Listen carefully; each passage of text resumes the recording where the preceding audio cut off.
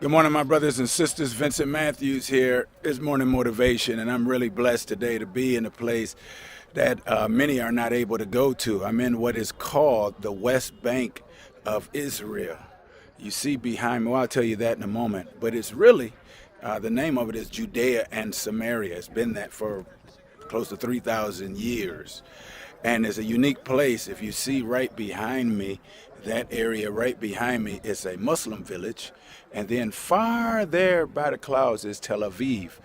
Went to factories here and industrial area here, and in this area there are Jews and Muslims working together, making the same money.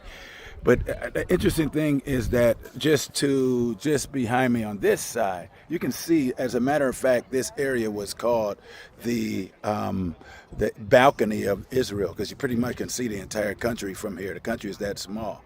But just back this way is where the area where Elkanah and his wives lived. You remember Elkanah in the book of Samuel. Elkanah was the husband of two wives. He and his wives lived there.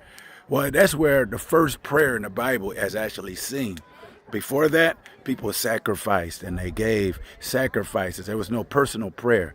But then Hannah went, and she lived right over here. Hannah went and prayed in the temple, well, at the tabernacle. And when she was at the tabernacle and she was praying, and they thought she was drunk. As a matter of fact, the prophet thought she was drunk, but she was not drunk. She was interceding before God for a child, and she had a child named Samuel.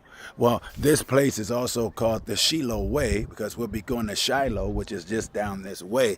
But I want to remind you this morning, just like Hannah, people thought she lost her mind because she prayed. And in a place where I'm standing, where it's nothing but confusion, something called the two-state solution, which is really not a solution, it's a proposal. And that proposal probably is not in the best interest of anybody in this area. But I want to remind you that sometimes you can find yourself in a tough situation, like the area where I'm at. I'm riding on a bulletproof bus with armed guards because of the area I'm in the war. But remember this, that when you pray, it may look like you're losing your mind, but God can answer. And he can bless an entire nation through your intercession prayers. And so just as Hannah prayed, and just as she hadn't lost her mind, but she was seeking God, you pray today and ask God to show himself, even as I'm out here in what is called the West Bank in Judea and Samaria. I'll see you tomorrow.